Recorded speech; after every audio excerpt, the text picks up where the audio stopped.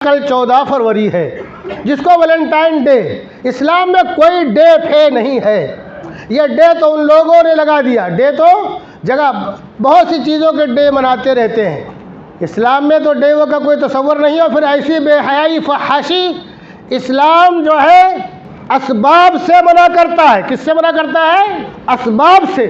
وہ ناجائز عمل تو بعد کی چیز ہے، اس سے پہلے کے جو اسباب ہے اسلام اس سے منع کرتا ہے۔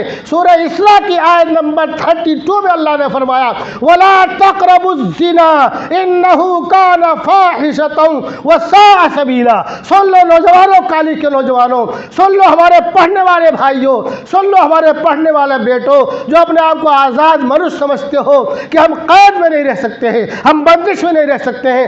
اگر تم قید میں نہیں رہو گے، بندش میں نہیں رہو گے، تو پھر تم 2 ٹانگ کے جانور ہو کہ 4 ٹانگ کے جانور ہو، یہ فیصلہ کرنا بہت مشکل ہے۔ کتے اور بلیاں یہ قید میں نہیں رہتے ہیں، یہ بندش میں نہیں رہتے ہیں، جانور بندش میں نہیں رہتے ہیں۔ انسان تو بندش کا پابند ہے، انسان تو بندش کا پابند ہے۔ اللہ تبارک و تعالیٰ نے تمہاری ان تمام آزاد خیالیوں کی جڑ کاٹ دی ہے فرما کر کے کہ زنا کے قریب تک مت جاؤ۔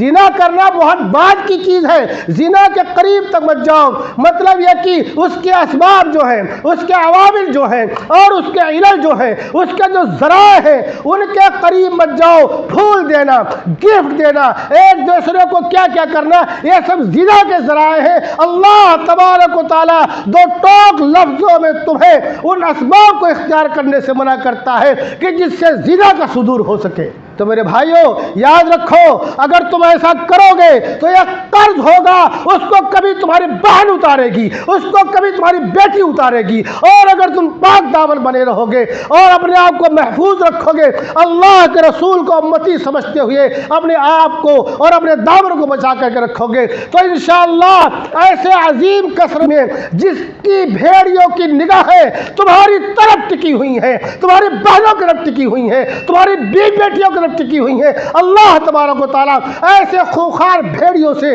تمہاری بہنوں کی حفاظت کرے گا، تمہاری بیٹیوں کی حفاظت کرے گا۔ لیکن اگر تم نے اللہ تبارک و تعالیٰ کے پیغام کو نہیں سمجھا، رسول اللہ کی زندگی کو نہیں سمجھا، آپ کے فرمودات کو نہیں سمجھا اور اپنے آپ کو 2 ٹانگ کا جانور سمجھا، تو یاد رکھو تمہاری بہنوں کو اور تمہاری بیٹیوں کو آج کے خوخار درندوں سے بچانے کی کسی میں کوئی طاقت نہیں ہے۔ اگر کوئی طاقت ہے تو محض تمہارے اندر ہے کہ تم اپنے آپ کو پاک دامن بنا کر کے رکھو، رسول اللہ کو امتی بنا کر کے رکھو، اور ایسے جو لعنت ملامت کے ڈیفے ہیں اس سے اپنے آپ کو بہت دور رکھو، بہت دور رکھو۔ اللہ تبارک و تعالی ہم سب کی اور ہم سب کی نسلوں کی ایسی بے حیائی کی چیزوں سے حفاظت فرمائے، اور مسلمان جہاں کہیں بھی رہتے بستے ہیں اللہ تبارک و تعالی ان کے ایمان کی، جان مال، عزت و آبرو کی حفاظت فرمائے۔ اللہ تبارک و تعالی ہم سب کو اور ہم سب کی نسلوں کو اسلام پر باقی رکھے، ایمان پر خاتمہ فرمائے، شہادت کی موت نصیب فرمائے، اور جنت البقیع میں دفن ہونے کی سعادت عطا فرمائے۔ ہمارا